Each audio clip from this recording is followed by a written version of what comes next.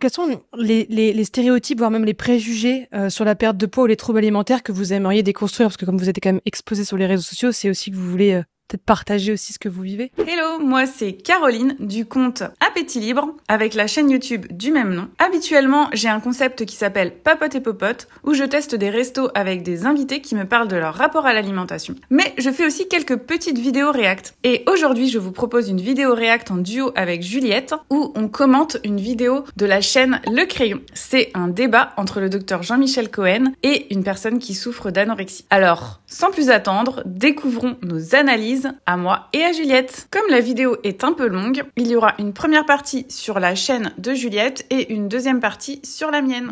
J'aimerais qu'on arrête de dire que ce qui fait perdre du poids, c'est de faire du sport, par exemple. Premier stéréotype, parce que en principe, faire du sport, ça augmente l'appétit. Ce qui augmente l'appétit, fait manger plus. Si on mange plus, on prend du poids. Et en plus, on prend du muscle, donc on prend du poids en général. Par exemple, premier stéréotype. Mais nous, on conseille pas le sport dans l'esprit de perdre du poids. Oui, exactement. Nous, en médecine, on conseille le sport pour avoir une bonne santé mentale, parce que le sport permet de déstresser, pour avoir une bonne santé immunitaire, parce que ça améliore l'immunitaire, et pour améliorer cholestérol et diabète notamment, et hypertension artérielle. La perte de poids, c'est la résultante d'une équation. Consommation d'énergie, dépense d'énergie. Mais tu as raison de dire que quand on fait du sport, ça ouvre l'appétit. Mais diminuer la consommation d'énergie, ça reste aujourd'hui la seule technique pour perdre du poids. Tous ceux qui racontent le contraire sont des menteurs ou des ignorants. Oui, après, il parle quand même de l'équation pour perdre du poids, c'est calories in, calories out. Enfin, tu sais, le truc entrée-sortie qui a été débunké 1500 fois. Hein. Ça, c'est pas... Le poids, c'est plus complexe que ce que tu manges moins, ce que tu fais comme sport, mais bon. Il dit, ouais, quand tu combines les deux, ça t'as des meilleurs résultats. Enfin, en gros, si tu fais un régime, ça te donne envie de faire du sport, et faire du sport, ça te donne envie de faire un régime. Mais what? Mais c'est quoi ça? À partir de quel moment tu vas manger moins de calories, ça va donner envie de bouger, quoi. Après, t'as le truc hyperactivité, du coup, les Ouais, TCA. ça dépend en fait, hein, parce que manger Mm. moins, ça peut te donner pas envie de bouger, justement. J'avais fait un épisode sur l'hyperactivité, et du coup, ils en parlaient, tu vois, le côté, en fait, ouais, quand t'as un TCA, tu peux avoir l'hyperactivité, au final, c'est assez fréquent, parce que tu t'es en mode, ton corps est en mode, hey, va chercher de la bouffe, il y en a pas où t'es. Puis t'as l'anxiété du TCA qui te fait que t'as envie de bouger aussi. L'hyperactivité, elle est fluctuante parce que Mhm. je pense qu'il y a des moments où tu peux vraiment rien faire, quoi. T'es trop. Bah ouais, c'est clair, s'il y a pas de fuel. Est-ce que vous pensez que c'est vraiment une bonne chose d'en parler sur les réseaux sociaux? Oui et non. Le problème, c'est la légitimité. Et après, quand tu dis déconstruire des idées, souvent on me demande, j'ai des questions quand je fais des lives, je mesure 1m70 et je pèse 78 kilos, quel poids je devrais faire? Et moi, je réponds toujours aux gens, le poids idéal, c'est le poids dans lequel vous vous sentez bien vous vous sentez bien. C'est-à-dire, vous êtes heureux, vous vous trouvez beau, belle, c'est ça le poids idéal.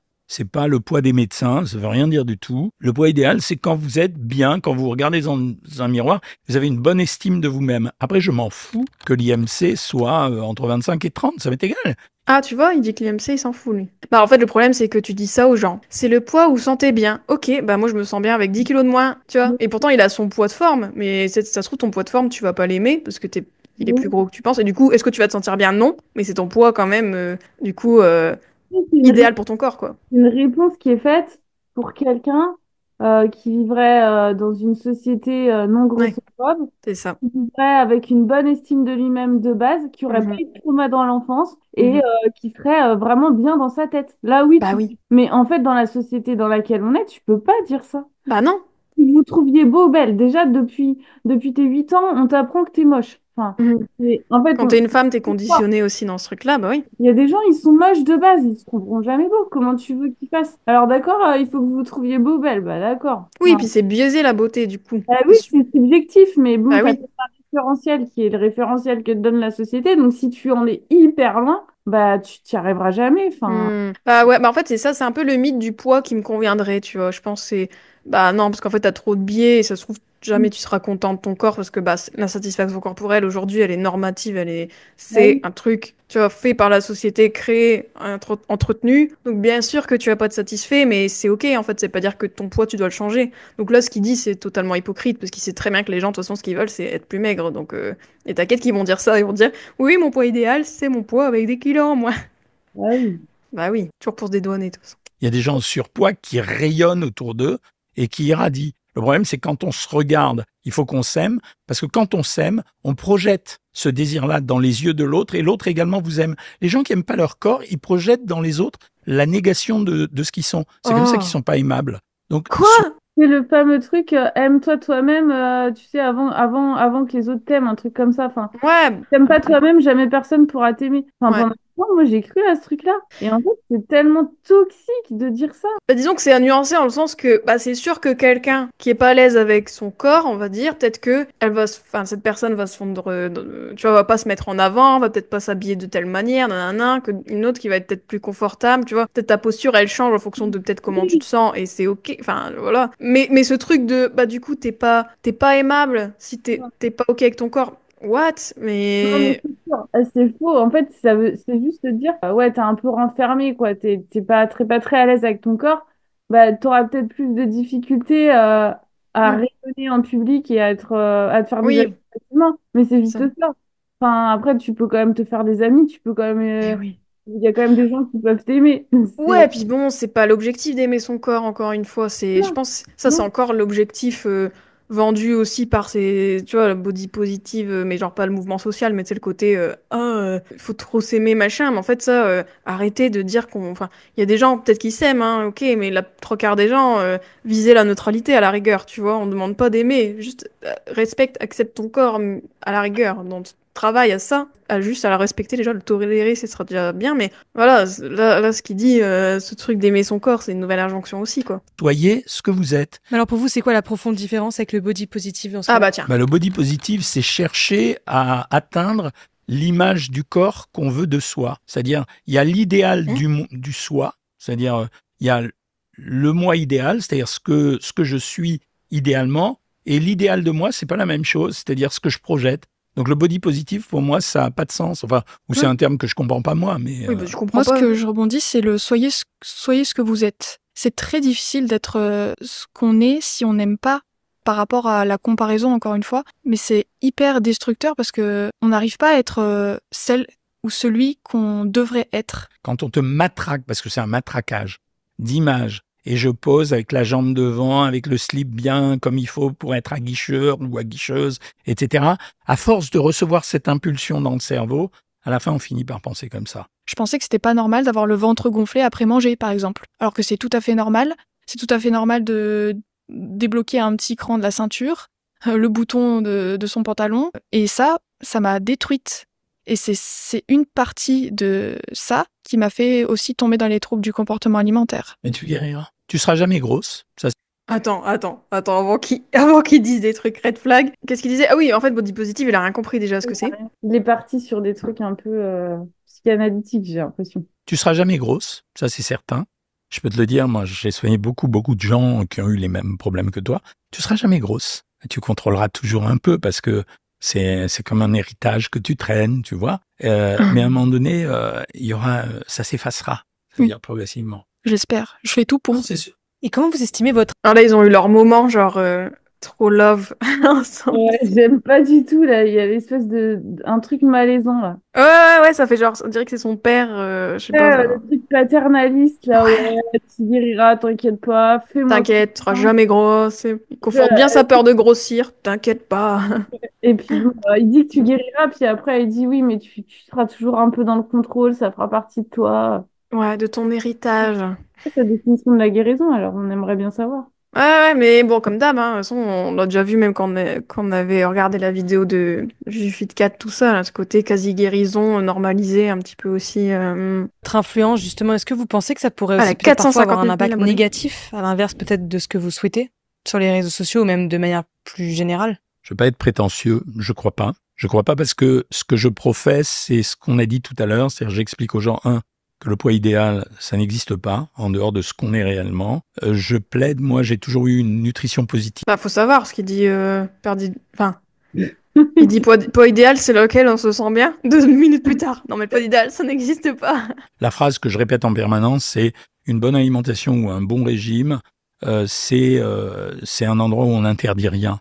On contrôle, on harmonise, on portionne, mais on n'interdit rien. Waouh, Ah oui, oui, on en parle. j'adore Ouais, ouais.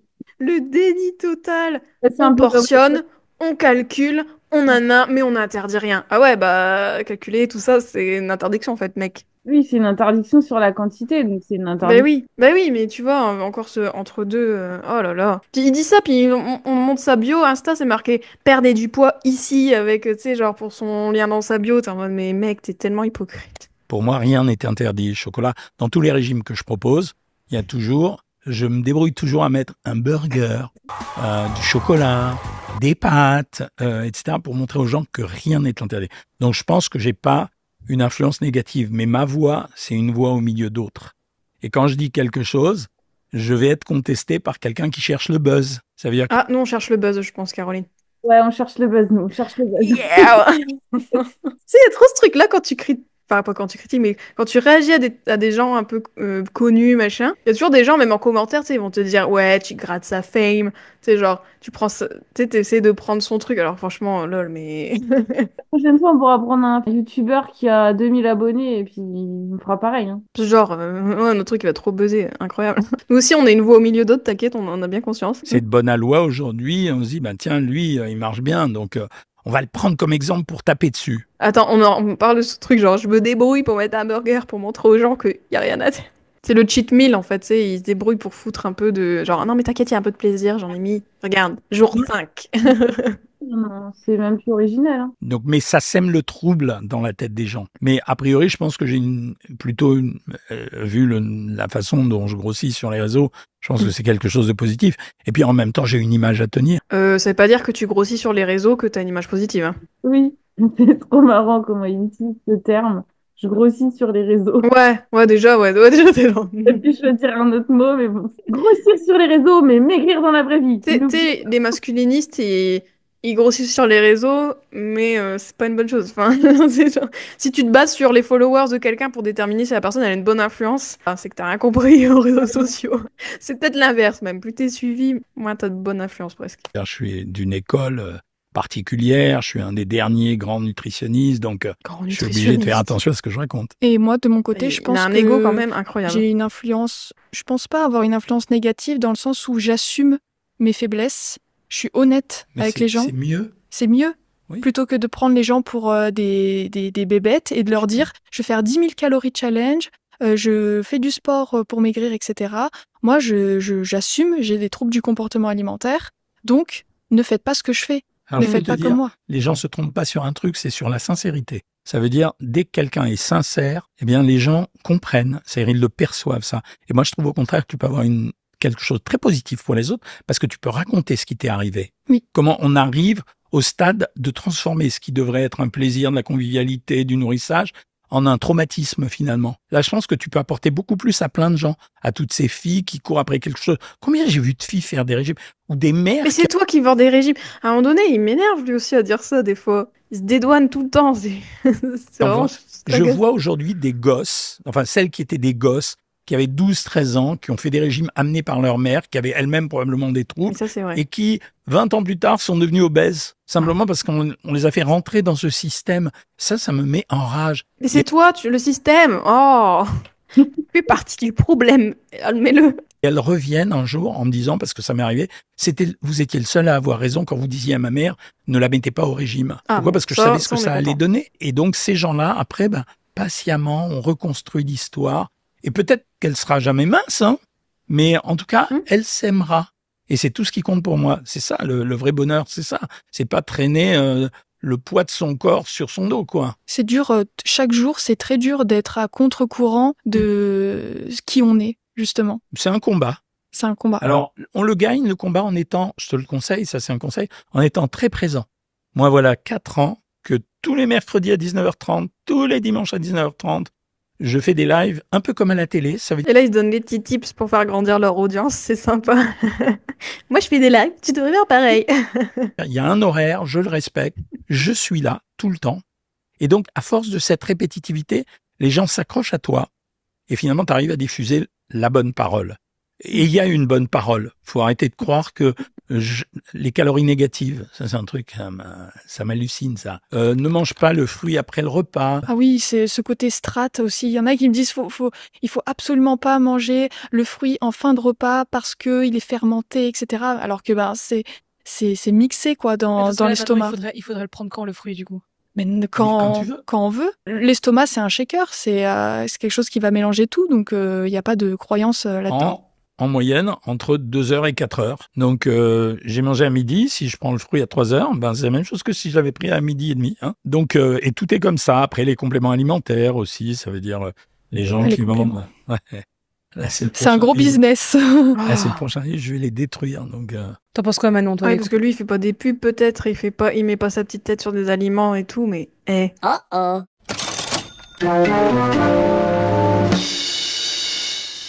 puis en plus, ils crachent sur les compléments alimentaires, mais enfin voilà, moi, j'ai rien à leur reprocher aux compléments alimentaires, quoi. À mon avis, c'est quand il y a des dérives, c'est plutôt ça, enfin. En fait, c'est saoulant, c'est que le mec, il dit ça, alors que je suis sûre, franchement, je paye un inspecteur.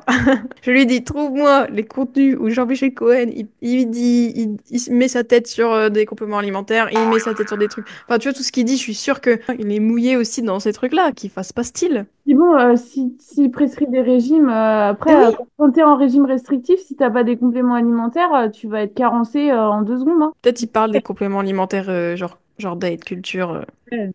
Peut-être c'est brûleur de graisse, des trucs comme ça. C'est ce truc Non, mais ça marche pas. Par contre, mon régime, il marche, tu vois.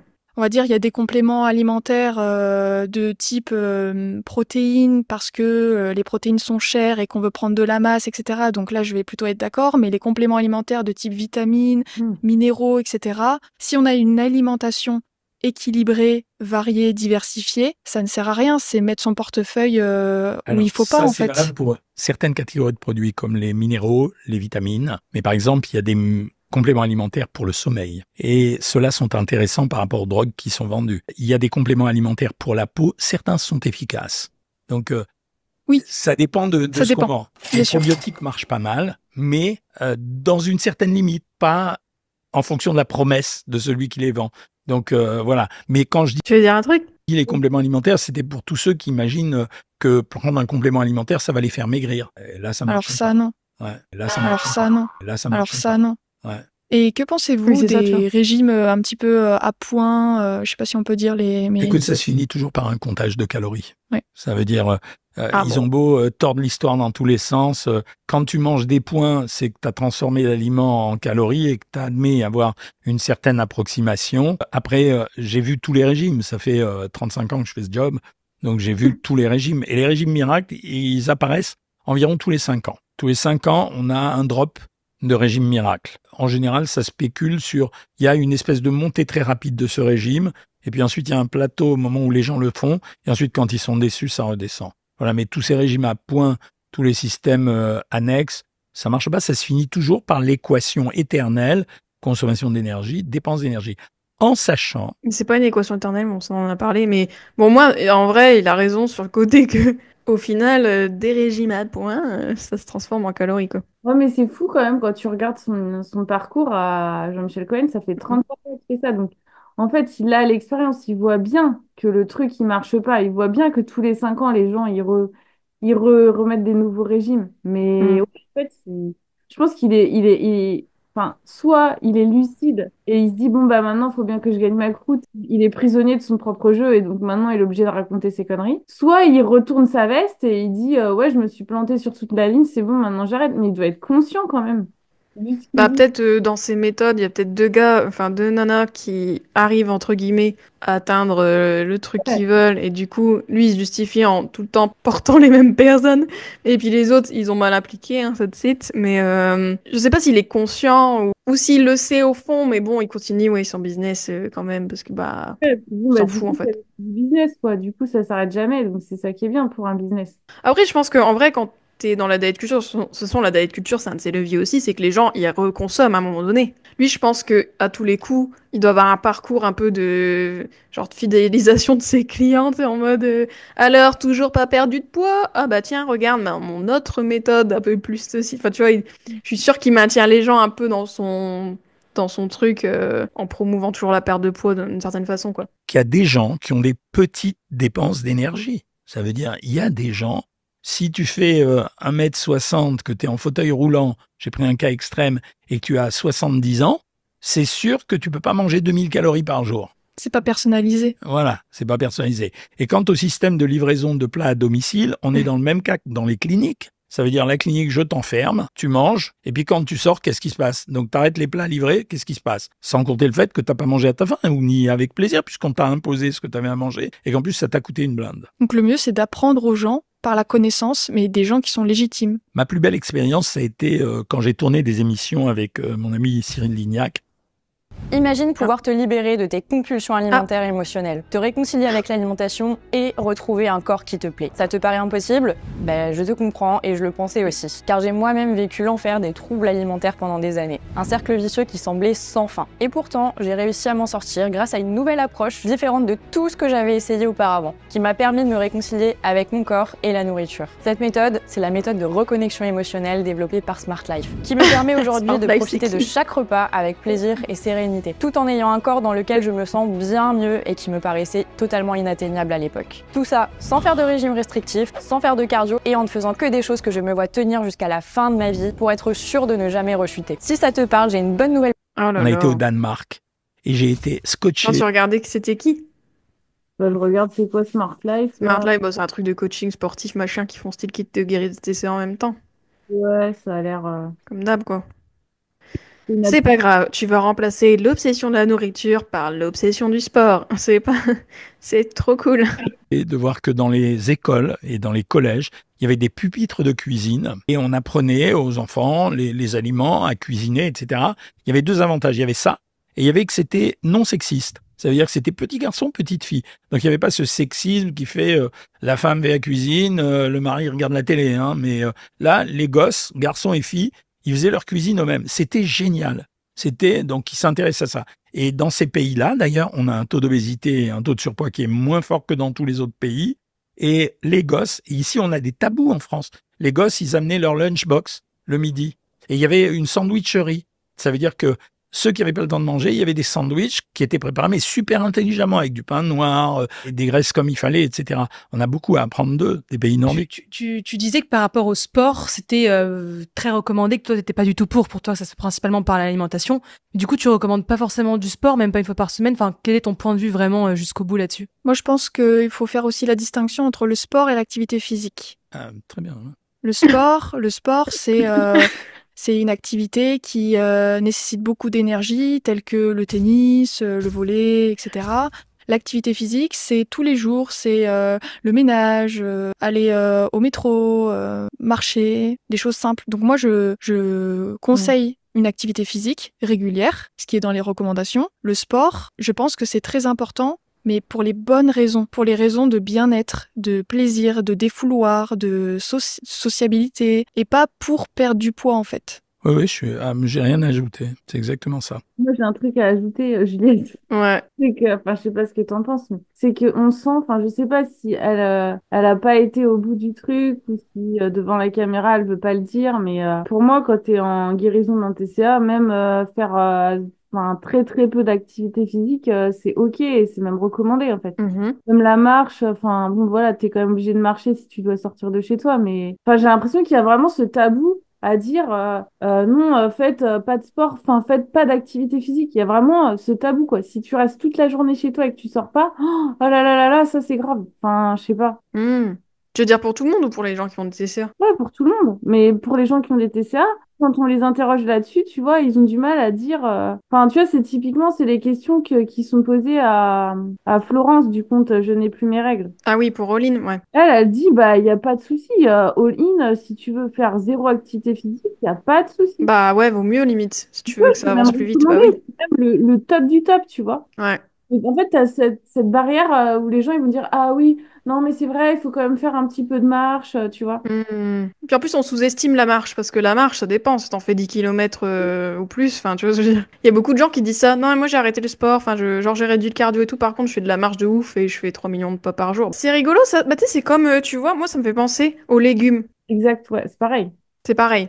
Parce que si tu dis aux gens, bah, pour le moment, les légumes, limite, mets ça un peu de côté tant que, voilà, guéris ta relation à l'alimentation, essaie de remanger les trucs que tu, voilà, bref, on connaît. Bah, de dire, ok, bah, les légumes, c'est pas grave si c'est pas la catégorie que tu manges le plus souvent, voire que tu manges très, très, très, très peu, tu vois. Mais ça, tu vas dire ça. En fait, il y a toujours ce truc, oui, mais attends, c'est important, les légumes, tout ça. Oui, mais là, tu veux quoi? Tu veux guérir? Enfin, tu vois ce que je veux dire? Genre, il y a un peu ce truc de, t'en es où aussi dans, enfin, tu vois, le sport notamment, bah ouais, en effet, en all-in, par exemple, bah, le sport, c'est recommandé de pas en faire. Et c'est ok, oui, on sait que le sport, c'est bon pour la santé d'une manière générale, etc. Mais il y a certains moments, pour notre santé, il va falloir, ouais, pas manger de légumes ou ouais, moins faire du sport, tu vois. Et quand ton corps il est en mode survie, il n'a pas besoin de légumes et il n'a pas besoin de se dépenser en fait. Il a besoin de récupérer.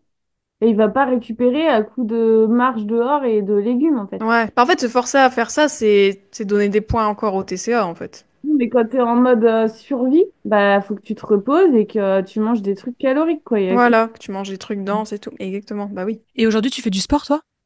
J'en faisais beaucoup avant, maintenant non. Oui, parce que je vais expliquer. En fait, à un moment Oui, mais elle donné, a différencié sport et activité physique. Donc je Ouais, pense puis qu'elle alors lui, est active, en fait. il débarque. Je vais expliquer. Non mais de qu'est-ce qu'il va expliquer? Elle parle de son parcours. Non, mais tu sais, pendant toute la vidéo, honnêtement, combien de fois je me suis fait la remarque, punaise, ce gars-là, il est hyper infantilisant, il est hyper. Et l'infantilisation là, les deux en un quoi. Bah ouais, parce qu'en plus, elle a dit qu'elle a un master nutrition, tout ça. Oui. Et lui, il lui apprend la vie, en mode, hey, non, non, non. Même là, quand elle a dit sport, activité physique, elle fait, ah Ah, ouais, genre, j'y avais pas pensé. C'est genre, ah, elle m'a bâti à mon propre jeu. Enfin, il va faire du. En fait, il fait du mansplaining, en fait. Je trouve pas mal. Mine de rien. né dans les anorexies, quand on n'est pas content de son corps, on démarre l'exercice physique et là, on le fait de façon frénétique. Ça veut dire on fait 4 heures de vélo par jour et on mange rien, etc., etc. Et c'est pour ça ça dégoûte à la limite du sport. Mais c'était aussi mentalement une façon de sécréter un peu d'endorphine en plus quand il y en a plus à sécréter parce que même si on mange plus, il y a plus rien à sécréter. Et est-ce que vous pensez, quand on a eu des problèmes de poids dans un sens comme dans l'autre, est-ce qu'on s'en remet un jour, même psychologiquement? Parce que physiquement, effectivement, on peut atteindre, entre guillemets, un poids où on est à l'aise, mais Attends, elle veut dire quoi, un problème de poids dans un sens comme dans l'autre? Ah, genre, on a trop maigri, on a trop pris, c'est ça? soit t'es obèse, soit t'es anorexique quoi. Ah Enfin, oui, oui. Ah oui, c'est ça leur truc. Ok. est-ce que il n'y a pas des séquelles qui restent psychologiques? Ah, Moi, je pense attention. qu'il y a des séquelles psychologiques qui restent. Faut pas être dans le déni. Après, je suis en plein dedans, donc je pense que je vais laisser la parole au docteur. Non, j'ai un exemple qui était très rigolo. J'ai fait maigrir Guy Carlier, qui a fait partie du top 5 des hommes les plus gros de ce pays. Il a pesé jusqu'à 264 kilos. Guy ne s'est jamais senti gros, même à 264 kilos. Enfin, il n'avait pas l'image de lui d'être gros parce qu'il était originellement tout à fait normal. Donc, Oh là il là. n'a jamais perçu ça. Et à l'inverse, j'avais un copain à lui, son patron d'à l'époque, qui avait été gros pendant qu'il était jeune, qui avait maigri, qui était tout mince, qui était fit, etc. Il se trouve toujours pas bien. Donc l'image qu'on a de soi, elle est imprégnée dans notre tête et des années plus tard, on vit avec ce traumatisme aussi. Alors après, quand ça atteint des limites maximales, on utilise un terme très sophistiqué, on parle de La dysmorphophobie. dysmorphophobie, ouais, Ça veut dire la forcément. perception qu'on a de son corps, qui n'a rien à voir avec ce qu'est le corps. C'est-à-dire que quand moi je vois mon corps dans une glace, si je le montre à un autre, il le voit pas comme moi. La construction de l'image du corps, c'est un truc très cérébral. C'est pour ça que quand on veut guérir des troubles alimentaires, c'est pas uniquement une question de poids finalement. Ben non. Parce que si on corrige que le poids, la personne va être dans un mal-être, elle va prendre son poids, etc. Attends, déjà, est-ce qu'on peut parler du fait qu'ils disent qu'on a toujours des séquelles? ça de toute façon c'est une idée répandue. Hein. Ouais, on peut pas guérir complètement les TCA, mais c'est faux, hein, ça. En plus, il y a pas longtemps, j'avais vu une FAQ de Doc TCA, là. Et elle en parlait, parce que je pense qu'à chaque fois, c'est ça la question qu'on lui pose à chaque FAQ, c'est est-ce qu'on peut guérir tout ça? Et à chaque fois, elle dit bah oui. Tu sais pourquoi je crois qu'on ne peut pas guérir? Parce que en fait, on n'a jamais eu de thérapie jusqu'à présent qui soit hors de la diète culture, en fait. Ah oui, tu veux dire qu'il n'y a pas de moyen efficace pour guérir les TCA, c'est pour ça que les gens ils restent avec? Ouais, en fait, non, mais tant que, enfin, l'alimentation intuitive et tout ça, les approches similaires, les approches à Mmh. ça date de quand même il y a pas très longtemps, et il y a Ouais, beaucoup de gens qui les connaissent, en fait, même les gens qui ont des TCA, quand il tu y a leur peu de gens, oui. et en fait, je pense que bah pourquoi il n'y a pas de gens qui guérissent? Parce qu'il y avait très peu de gens qui ont fait ces thérapies-là. En fait, il y a très peu de gens qui ont été vraiment au bout du truc. Ouais, c'est vrai. C'est pour ça que tout le monde dit on a des séquelles, on a des séquelles. C'est parce qu'on n'a jamais vraiment utilisé l'alimentation intuitive à large échelle sur plein de Mm. gens. C'est vrai. Après, moi, je trouve, ce truc-là, on a des séquelles. Moi, je pense que c'est les gens qui disent ça aussi. ça les arrange de penser ça. Mais ça les arrange parce qu'ils veulent rester dans leur petit confort. Ouais, tu vois, je pense qu'il y a, pas tout le monde, bien encore une fois, mais je pense qu'il y a des gens, ouais, qui se disent, tu sais, c'est un peu comme, bah, encore une fois, ce qu'on avait vu sur Juju Fitcat et tout. J'avais fait une vidéo réact sur ça aussi, bah, c'est ce qu'elle disait, hein, on a des restes, et en fait, c'est genre, on a des restes, du coup, c'est ok, et donc, du coup, on va pas chercher à pousser le truc jusqu'à ce qu'on n'ait plus rien, en fait. Tu sais, ça maintient les gens dans l'inaction par rapport à leur TCA, même s'ils ont été réduits. Oui, ils ont été réduits. Après, je jette pas la pierre parce qu'en fait, effectivement, quand t'es entouré de gens qui sont dans la diète culture, en fait, t'as ton référentiel déjà de base, il est biaisé en fait. Toi, par exemple, pour quelqu'un comme Juju Fitcat qui évolue que avec des gens dans le fitness, Non, mais Juju Fitcat, en fait, elle aura toujours des restes si elle reste dans ce truc-là, c'est sûr. quand elle sera avec son mec, Ouais, voilà, non, mais c'est vrai, c'est genre, tant que t'es dans cet environnement-là, bah ouais, en fait, c'est clair que c'est pas cet environnement-là qui peut t'aider à guérir, ouais, en effet. Mais d'ailleurs, ce que tu dis est confirmé par le fait que de temps en temps, on utilise des drogues pour ça. C'est qu'on utilise des médicaments, soit pour anesthésier la pensée des gens, soit pour des antidépresseurs, pour changer les choses. Ce qui veut dire que c'est connecté avec le corps. Ça veut dire qu'on n'est plus dans une affaire de nourriture et de corps, on est dans autre chose, dans quelque chose qui est beaucoup plus psychique, quoi. Et j'ai une question à vous poser. Est-ce que vous pensez que c'est une addiction finalement, les troubles du comportement alimentaire? Non, je pense que c'est une conséquence. Et je pense que les troubles du comportement alimentaire, au début, quand on les crée, c'est une réponse. C'est la réponse à un symptôme. C'est une façon d'éliminer une angoisse. Et après, ça devient une routine. Elle est installée, mais c'est pas une addiction. On sait qu'aujourd'hui, la routine, c'est quelque chose qui est inscrit dans le cerveau, dans les noyaux gris centraux. Ça a été démontré au Massachusetts Institute. Par exemple, quand on a pris une routine, j'ai une bonne routine, elle s'inscrit dans mon cerveau. J'ai une mauvaise routine, elle est inscrite dans mon cerveau. Je vais la changer. Je vais installer une bonne routine, donc je vais tout changer. Eh bien, la bonne routine n'efface pas la mauvaise routine. Et donc, c'est pour ça que c'est pas addictif au sens de l'addiction, mais c'est dans la routine de vie. Est-ce qu'il y a des solutions? Est-ce que vous pensez que c'est le côté psychologique qu'il faut régler d'abord? Est-ce que c'est d'abord un régime? Manon, est-ce que toi, je me doute que tu as dû essayer pas mal de choses vu que tu le vis? Effectivement, moi, dans ma thérapie, on agit très peu sur mon alimentation, on agit beaucoup sur mon psychologique. Parce que la nutrition, je la connais. On va me dire, bah non, il faut pas manger ci, ou non, il faut pas manger ça, ou il faut manger ci, il faut manger ça. C'est des habitudes qui sont ancrées et c'est le psychologique et le bien-être que je vais rechercher qu'il faut déporter sur autre chose que les troubles du comportement alimentaire. Donc, ouais, c'est ce qu'ils étaient en train de parler, en fait. Ils disaient que c'est en travaillant le psychologique, quoi. J'en profite pour dire qu'on peut pas faire tous les métiers. J'ai vu que de temps en temps, il y avait des gens qui se faisaient qualifier de psychonutritionnistes. Ça n'existe pas pour moi. Alors, un nutritionniste, il doit s'occuper de nutrition. Un psychiatre, un psychanalyste, un psychothérapeute, il s'occupe de psychologie. Donc, les gens qui prétendent faire des spaghettis bolognaises en étant et psychologue et nutrition, ce sont des gens dangereux. Les gens... Ah ouais, dangereux carrément. En même temps, c'est ce qu'il fait, lui. c'est pas ce que t'en penses, toi, de ça, mais moi, je sais pas, ça me choque pas. Enfin, je crois que, des fois, il faut utiliser des termes que les gens peuvent comprendre. Psychonutritionniste, je suis d'accord que ça sort un peu de nulle part, mais au moins, les gens, tu vois, ils savent un peu à quoi ils ont affaire, que ça va pas être un nutritionniste classique. Pour moi, psychonutritionniste, ça veut dire, je le prendrais comme quelqu'un qui est spécialisé dans la psychologie du comportement alimentaire. Ouais, c'est comme diététique comportementale, quoi. C'est aussi Voilà, un nouveau truc que... Comme ça, donc je serais plus rassurée, tu vois. Bah ouais. Bah, Mais- il dit ça, puis le mec, il cite Freud et tout. Enfin, je veux dire, toi aussi, tu fais style que... Tu vois, il y a les spaghettis bolognaises, bah toi aussi, c'est ce que tu Non, fais, mais en moi, fait. tu vois, ça m'énerve parce que ça, c'est une vision de la médecine assez archaïque. Bah, c'est des silos, quoi. Il faut tout séparer, genre, Ouais. gastro-entérologue, t'as le cardiologue, t'as le machin, t'as le truc. Et en fait, on se rend bien compte que, bah, d'accord, on fait des trucs très bien dans des domaines très pointus, les trucs Mhm. aigus, on sait très bien les traiter. En fait, des fois, franchement, en médecine, ce qui manque, c'est vraiment le côté, on refait un truc global, quoi, qui... Oui. C'est bien qu'il y ait des ponts entre les Bah oui. spécialités. Ouais, puis surtout que des fois, il y a des choses qui vont s'expliquer avec plusieurs différentes manières, tu vois. Tu vois, genre moi, typiquement, je pense à ma mère, elle a eu des apnées du sommeil et elle avait aussi un souci un peu cardiaque, tu vois. Et en fait, son cardiologue, il avait été à une conférence sur le sommeil, un truc comme ça. Et du coup, il a capté, il s'est dit, ah bah en fait, enfin c'est les apnées du sommeil qui fait que vous avez des palpitations à votre cœur, machin. Et en fait, c'était lié au final. Et puis du coup, si tu traites les apnées du sommeil, bah du coup, ma mère elle a mis une gouttière qui lui a permis aussi de mieux respirer pendant la nuit. Et du coup, ses problèmes cardiaques se sont réglés un peu par ça, tu vois. Mais c'est grâce au cardiologue qui, tu vois, s'était intéressé de lui-même en faisant une formation, une conférence, je sais pas quoi sur ça. Mais comme quoi, bah, en fait, si c'est bien aussi de savoir tu vois, d'avoir vraiment une vision un peu périphérique que toujours se dire, non, mais moi, je suis comme ça, je suis dans ma petite sphère et du coup, je ne m'intéresse pas, quoi.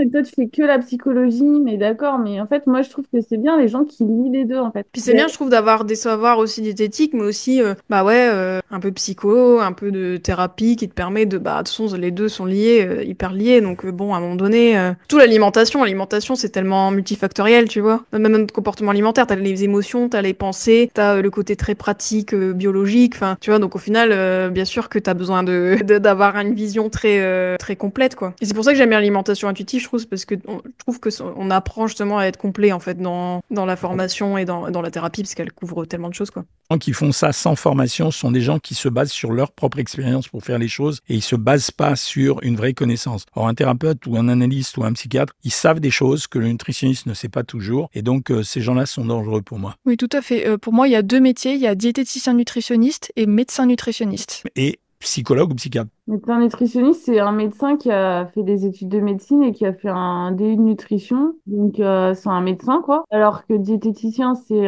quelqu'un qui a fait des études de diététique, donc il a fait un BTS. Un BTS, ouais. Ah, je crois que nutritionniste, c'est plus les médecins nutritionnistes même que les diètes, je crois. Ouais, carrément. Bah, souvent, quand il y a nutritionniste, il y a médecin avant. Tout seul, c'est là que tu peux te poser des questions. Enfin, de toute façon, il faut toujours que tu te poses des questions, même si c'est un médecin, même si c'est un diététicien. C'est vrai. Pour moi, le triptyque magnifique, c'est physiothérapie, que ce soit activité physique ou des fois quand on peut pas avec un kiné, psychologie, quel que soit le spécialiste consulté, et nutrition, que ce soit un diététicien ou un médecin. En fait, c'est marrant hein, quand tu regardes bien, parce que du coup, là, il dit qu'il faut de la pluridisciplinarité dans la prise en charge, mine de rien. Et ça, on est d'accord. Mais du coup, il est contre les gens qui essaient d'avoir un peu plusieurs profils, tu vois. Je sais pas pourquoi, ouais. Tu sais, ou soit c'est parce qu'ils veulent que les gens ils aient carrément 50 équipes à chaque fois, enfin, le truc qui se fait pas en plus. Je pense que c'est parce qu'il n'y a pas de diplôme reconnu qui coupe les deux, tu vois. Ouais, c'est ça, bah créer un truc diplômant qui fait que Voilà. t'es les deux, quoi, c'est tout.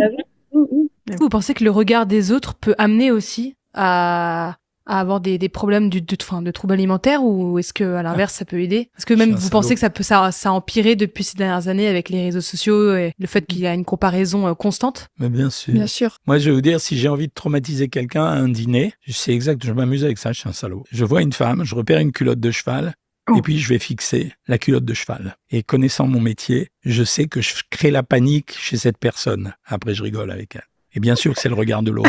Attends, c'est quoi son truc? J'espère qu'il fait pas vraiment ça, j'espère que c'est... Mais c'est quoi? En plus, ça lui est venu tellement spontanément, tu te dis, tu fais ça en fait, peut-être. Ah, t'as pris un petit peu de ventre.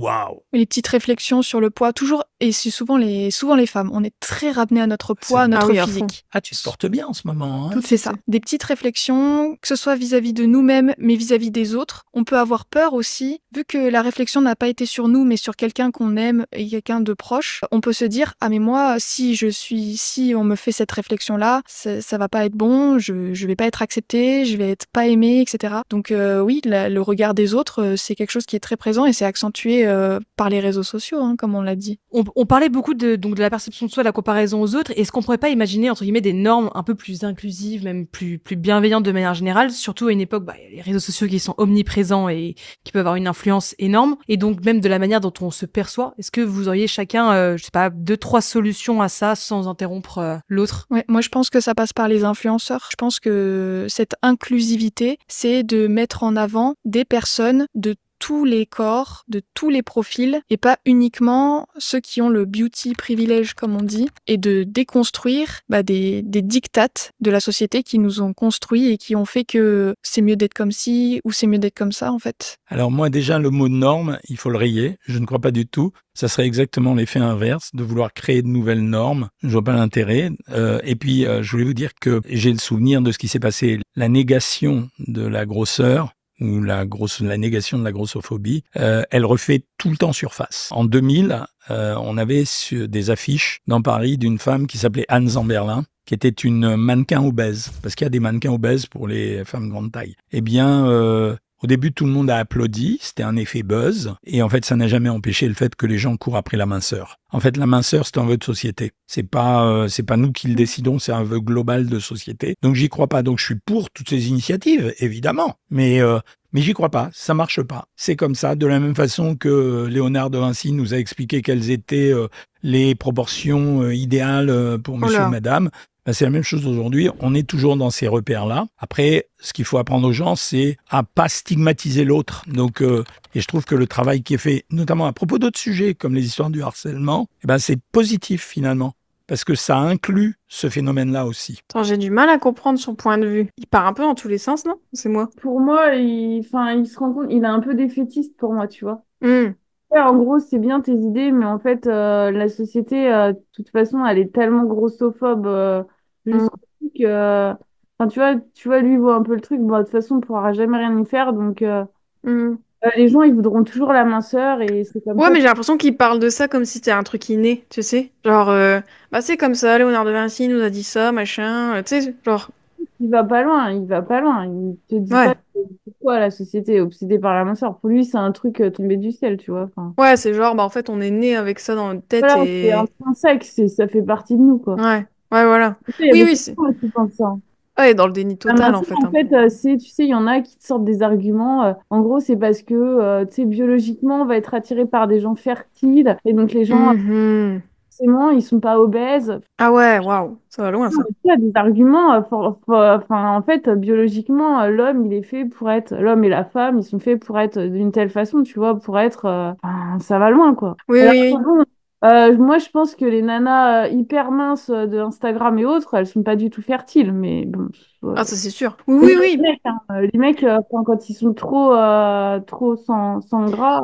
Ouais, puis je pense que c'est nier un peu, bah déjà le fait que dans les époques, la minceur, ça n'a pas toujours été, même si en grande partie, mais tu vois, il y a quand même des micro-moments où, voilà, où c'était pas ce qui était mis en avant forcément. Et même, c'est très occidental, tu vois, dans d'autres pays, c'est carrément l'inverse. Donc, comme quoi, c'est pas un truc qu'on a dans notre tête encodé, et que tant pis, that's it, on est tout le temps attiré par la minceur, quoi. Ouais, moi je rebondis sur ce qu'elle disait, elle, que ça passe par les influenceurs. Mais pour moi, ça Ouais. passe pas par les influenceurs. Ça passe par les plateformes. C'est les influenceurs, il y en a des influenceurs gros, il y en a.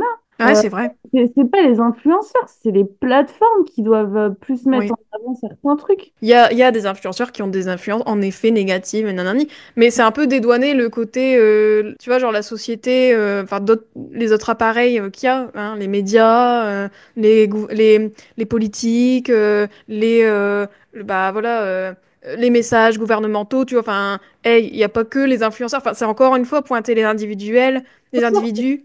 C'est des pantins, les influenceurs. Ouais, c'est ça.